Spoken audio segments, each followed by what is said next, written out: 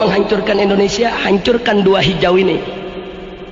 Maaf, tentara sudah dihancurkan, saudara. Tentara sekarang ini kayak macan ompong.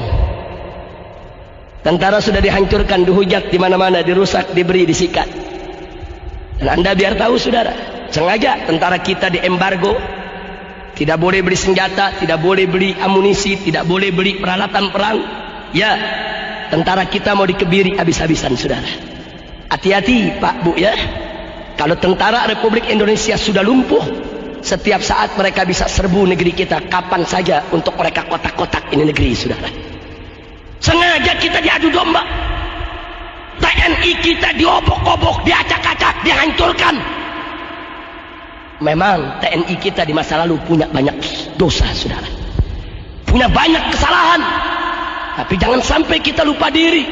Kalau negeri ini tanpa tentara yang kuat, siapa yang mau jaga negeri ini?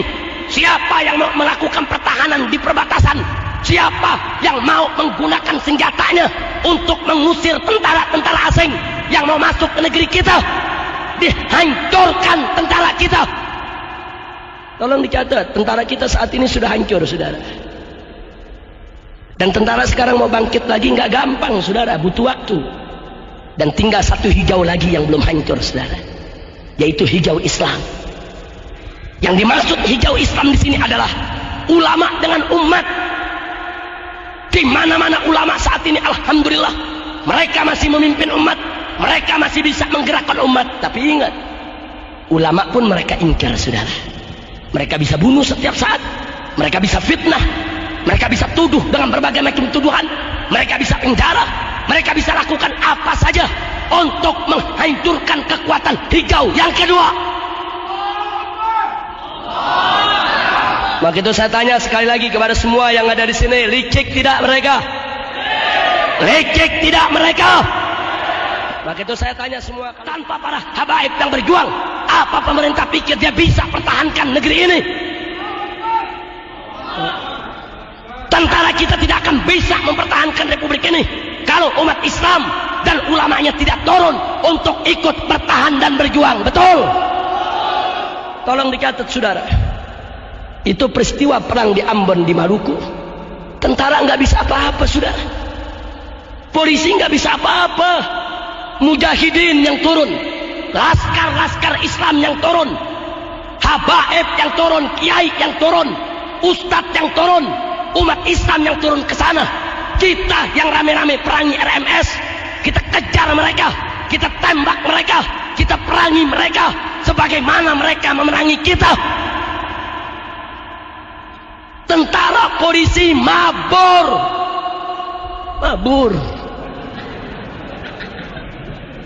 Di Pasuruan aja pada bisa megang kumis, saudara. Di Ambon mabur.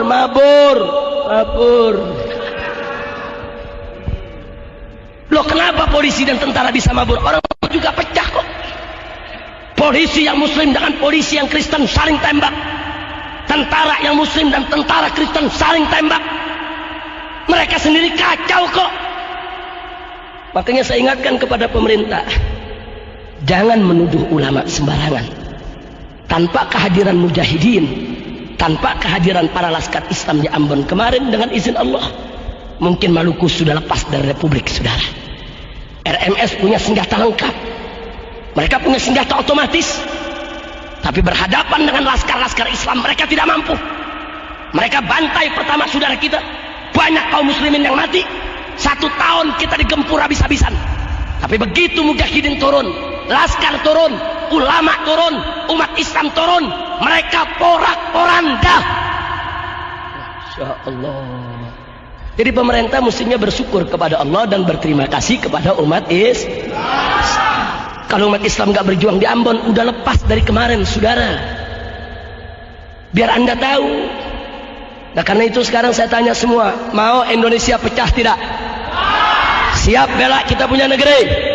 Siap jaga persatuan kita punya negeri? Betul? Allahu Akbar. Maka itu upaya dari manapun yang ingin mecah belah kita harus kita tolak. Nggak boleh kita pecah belah, nggak boleh kita saling gontok-gontokan. Masya Allah. Ingat, tanpa persatuan kita nggak bakal bisa mempertahankan republik ini, saudara. Kira-kira bagian yang kedua ini jelas tidak? Jadi saya ulangi secara singkat, bagian kedua, kita punya potensi negara kaum muslimin yang teritorial wilayahnya terluas di dunia. Amerika tidak suka, dia mau hancurkan ini. Bagaimana caranya? Dukung orang Indonesia yang mau berontak. Kalau perlu yang nggak mau berontak dibakar supaya mereka berontak, saudara. Nah karena itu kita boleh protes pemerintah, kita boleh kritik pemerintah, tapi jangan kita lakukan pemberontakan, saudara. Karena begitu pemberontakan kita lakukan, itu yang mereka tunggu, saudara. Itu yang mereka inginkan. Dia mau hancurkan kita. Memang itu kepada tentara kita minta supaya mereka memperbaiki citra, bangkit kembali, jaga republik ini. Jangan diulangi dosa masa lalu. Betul. Kepada kepolisian juga begitu. Jangan mentang-mentang tentaranya udah mulai lumpuh, polisi kayak koboi. Ini dia nih, main tangkep sono, tangkep sini, larang sono, larang sini, koboi loh. Betul. Polisi juga berkewajiban untuk menjaga keutuhan Republik Indonesia. Polisi juga berkewajiban untuk menjaga keutuhan Republik Indonesia.